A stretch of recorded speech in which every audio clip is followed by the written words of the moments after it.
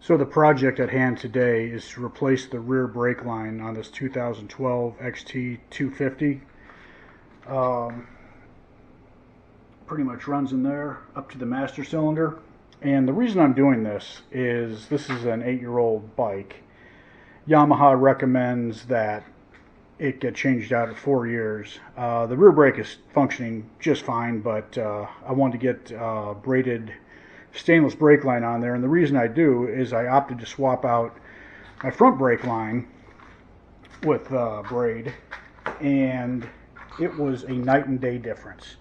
It's like going from the brakes on a station wagon to the brakes on a Ferrari. I also slapped on new pads and a rotor too to make sure my main brake was in good shape. But what I'm going to do is take you through this process. It should be pretty darn easy. A couple bolts, some messy fluid, and it's good to go. So just a few things you need. Obviously, a brake line. If you need a number, there it is from Galfer for an XT. Should be anything from 2008 to current. Obviously some brake fluid, something to collect the brake fluid when you bleed the system. I just use a little water jar with some 1/4-inch hose on it. I got a tablet with the manual on there, but just for reference on this video, the master cylinder side is 22 foot-pounds. The caliper side is 19 pounds into the caliper, and then 10 pounds on the set screw for that. Some Allen wrenches just to get the guards off for easy access. 8mm wrench for the bleed valve, and a 14 mil to put on the brake line from the can't think of it, the caliper side, and then something to sop up all the mess. So that's about all we're going to need, and we'll get started. So first thing, let's take off this cover. It's right next to the master cylinder, and we'll make getting in there a lot easier to do what we need to do. So we'll just spin this guy off.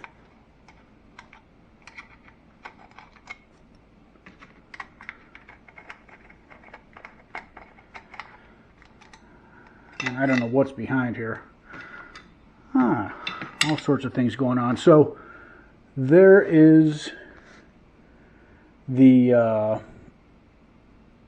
master cylinder side of the brake hose, and I did not know this, but that is an Allen fitting on there. The kit comes with a bolt fitting, and I noticed that on the front brake as well. You go from Allen to bolt. No big deal. I like the bolt easier. It's just much easier to get a torque wrench on there and know what you're doing with it. So not a problem. Looks like it routes forward with a big curve. There's a couple tabs in there that lock this in. Hopefully this is picking up right there and right here. It's really simple routing, and there is a bracket right in there. Don't know if you can see that, but we'll have to get to that as well. All right, let's see if I can show you this bolt. I wasn't expecting this, but I don't know if the camera's going to pick this up. You might be able to see it back there, but there's a little bolt right there. Is the camera getting this? Probably not. Anyhow, take my word for it. 10mm. Easiest way to get it would be with your 1/8 inch with a 10mm. There's plenty of room to go back here and swing it off, so let's see if I can get that right now without cussing too much.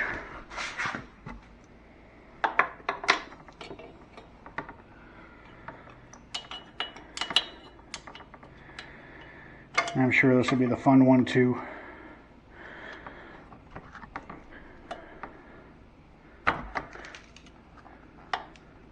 reattach. And there it is. Probably get it out with finger strength now.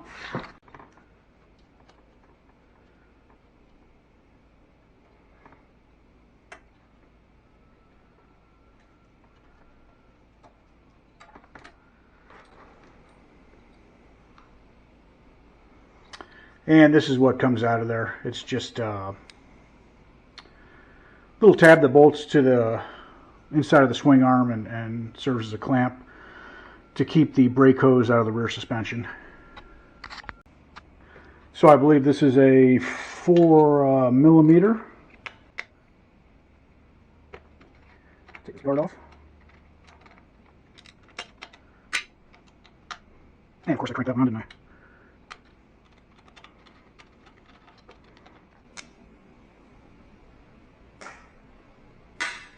And if you're wondering, I just pulled that off. I usually leave that on. So I put a rag down there just to capture whatever is going to come out of there until I can get it aimed into here and push some of the fluid through there. What I really want to do is just get it down a little bit in the master cylinder so I can safely take off the other end of this thing.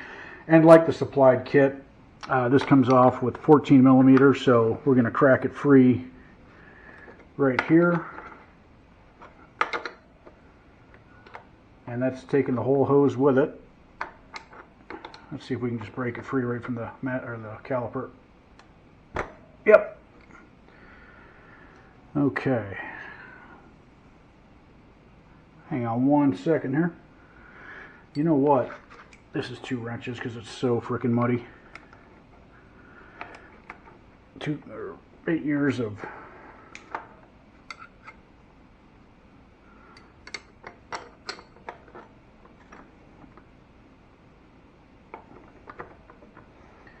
living with itself.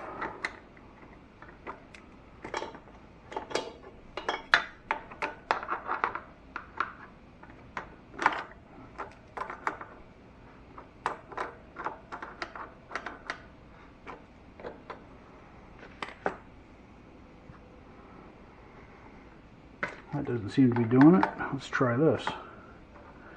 Hey, you're learning right along with me. You ever have those moments where you're like, duh?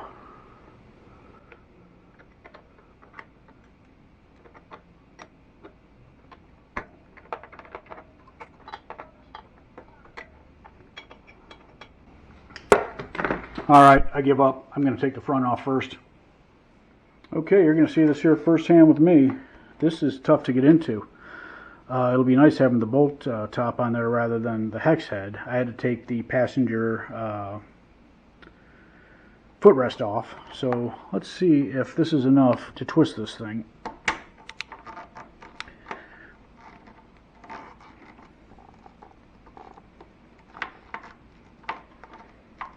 Negative. Hey, we're learning together here. Here's how it comes off. There it is. And once you snap it free from its whopping 22 pounds of torque, it should come off fairly easily. And I'm going to get a catch pan under here and let's see what happens.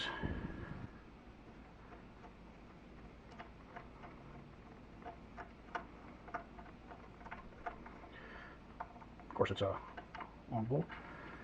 Easy peasy lemon squeezy. No fluid mess so far, and the master cylinder is free. So that just means we have to unwrap this. And this is where I suspect we're going to get something out of here.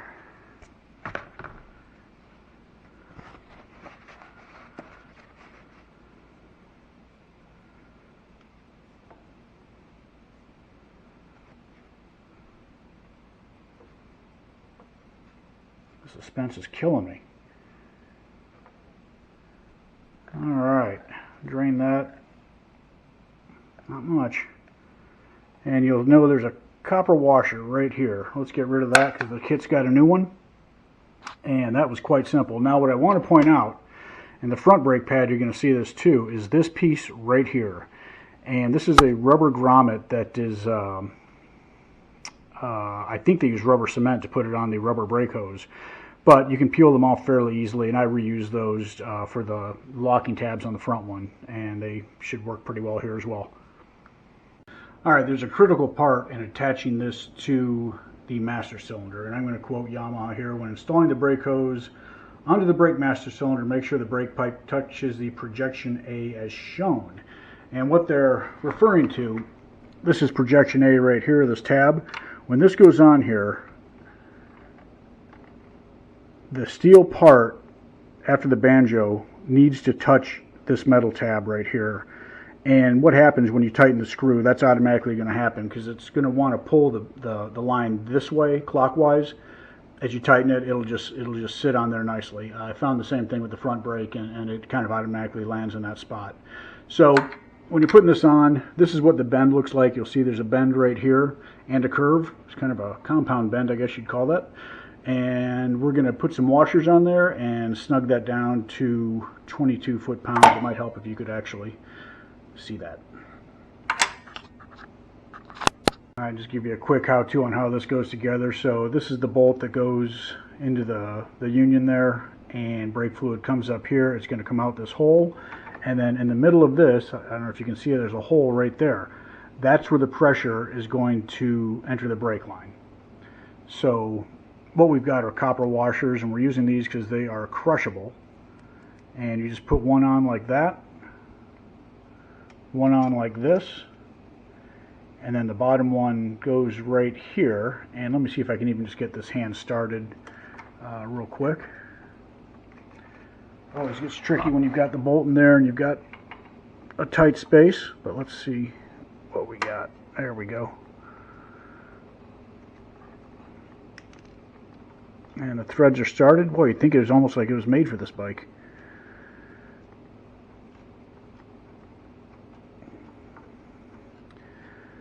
And since I'm already in here, I'm just going to drive this down as best I can.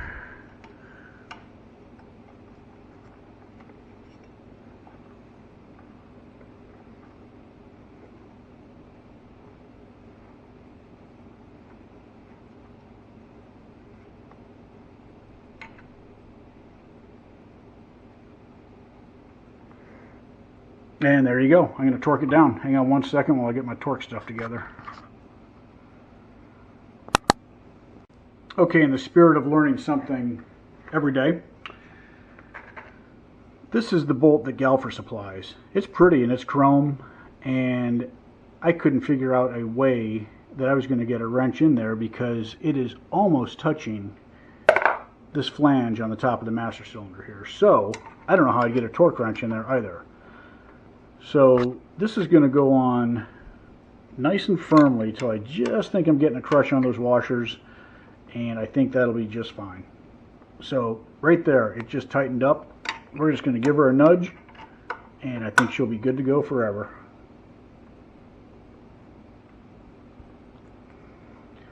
Okay, I don't know if you saw that through my finger or not, but this pipe, like I said, just rested against that flange. It stopped there.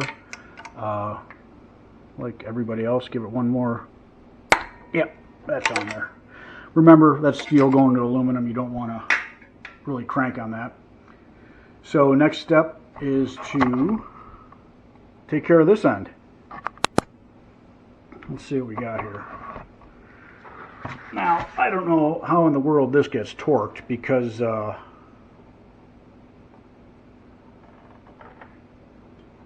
think that'd take a very special wrench to do this. Let's take this guy off of here. This goes in here like this, and if I was smart, I'd probably put a washer on between these two, right? There we go.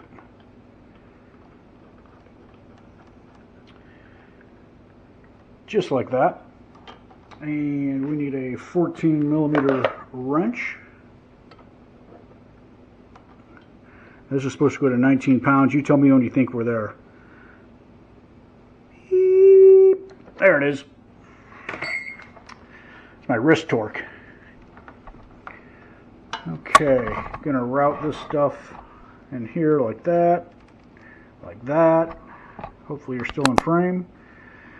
And there is some slack back there. We'll get that here in a minute. And then this, wow, that looks like a plumbing fitting. It's got the little rubber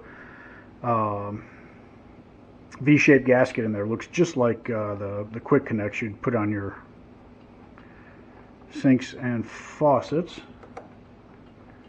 And that's screwing on quite easily. So this goes down to 10 foot-pounds.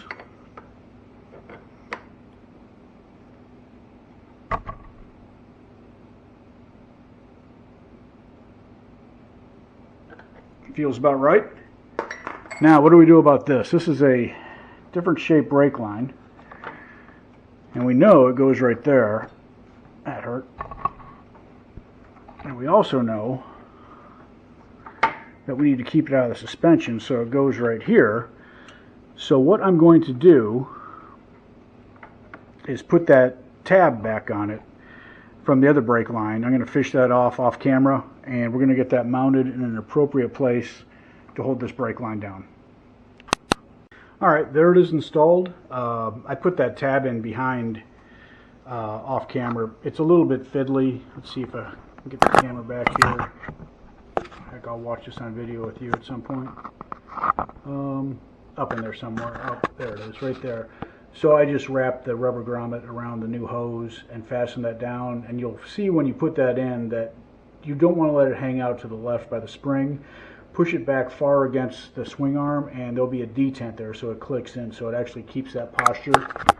And then you'll see, like the factory brake hose, it's got a fairly good bend right here, so it comes out of the master cylinder forward, goes through the grommet, and there's this big holder right here, this little guy right here, and the union, and now we're going to bleed it. So if you've never bled brakes before, this is actually a fairly straightforward affair, especially on a motorcycle. It's almost identical to a car, just a lot easier to get to all the parts on a motorcycle. So what I like to do is, first thing, get some good .4 synthetic fluid, or 3, or whatever your bike calls for. But brake fluid's cheap. Always use fresh stuff. Don't find something in your buddy's garage that says .4 brake fluid on it, because once you open this, it immediately starts sucking up moisture out of the air. And once you open these, you've got a few days shelf life. So I like to put just a little opening on the top, just enough to pour it fairly easily into the top of the master cylinder, and that's what we're going to take off next. So let's take a look here, and that's what the top looks like. So I'm going to take those 2 bolts out, and you know, the whole key here is to keep everything pristine. And would they be nice enough? Oh, they did make these 8s. God bless them.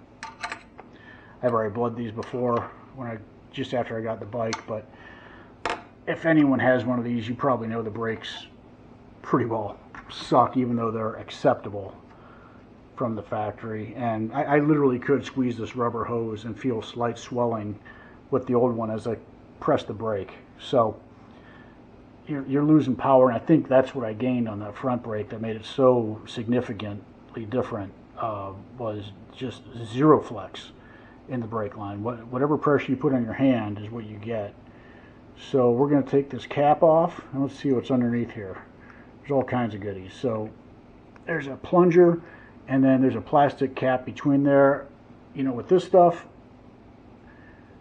I don't touch them unless I need to, so I'm just going to set this aside in the clean area and go to the other side now.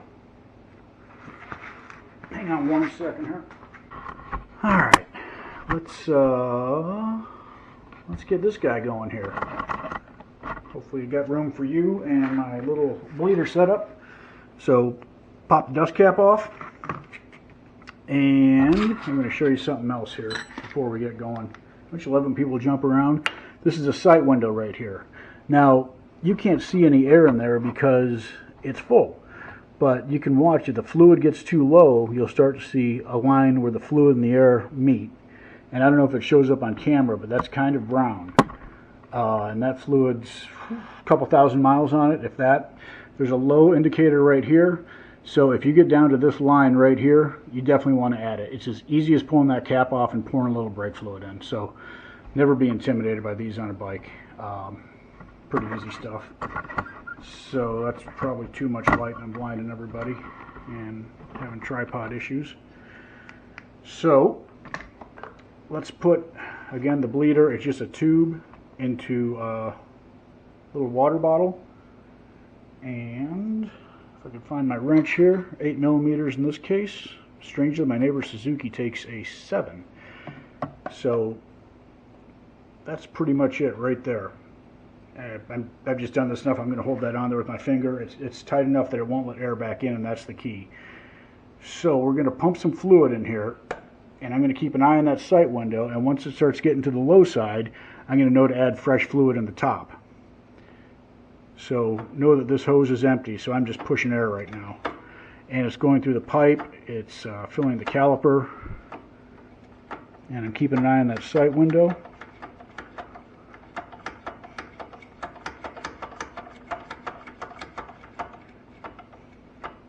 Starting to see air bubble or a line in there, so we're filling the caliper right now, or yes, and we should start seeing something come out of here real soon. There we go. And I'm out of fluid on that side, so I'm going to cap this off real quick. Like that. Stay on there, little hose. And I'm going to carefully top this guy off, and I'm going to run a little bit more through than a bleed. This is where the little pore hole helps out. Got a little bit of a drip there. No big deal. We can clean all that up in the end.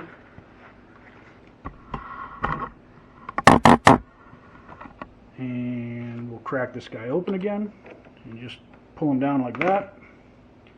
And we're going to pump till there's no bubbles and crystal clear fluids coming out of there.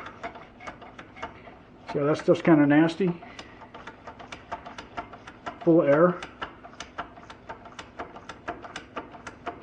So we're pushing all the fluid, and we're low again. This goes pretty quick. It's almost better if you got a helper, but this is something you can definitely do on your own. It's really a no problem situation. So while you stare at that, I think my hose end is getting loose. I'm going to top this off again.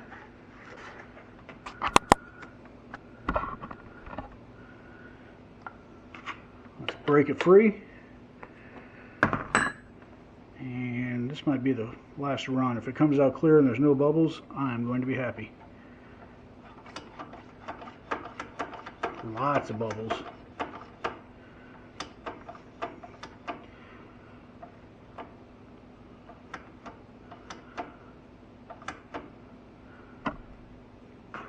See if we can get some of those guys to rise up.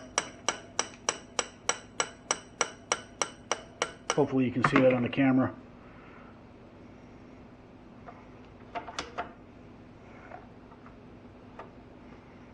And the last thing you want to do is let that master cylinder run dry. I'm going to pause this here, get it bled out. You get the idea, I think. And I'll be right back. Alright, so there you go. Installed. I took the liberty of taking a little bit of brake cleaner and cleaning up the caliper, the unions, banjo bolt, master cylinder. Cleaned it up so there's no residue of anything left on there. It's totally dry. And the reason I did that is I'm not world-class confident in my work all the time. So I will ride the bike and then I will carefully inspect it for leaks. If everything's okay, it's probably good for another 10,000 miles at least, except for the fluid, which will be changed in a few thousand. But that's about it. With that, I'm going to button this guy back up and call this a job done. If I can work this crazy tripod.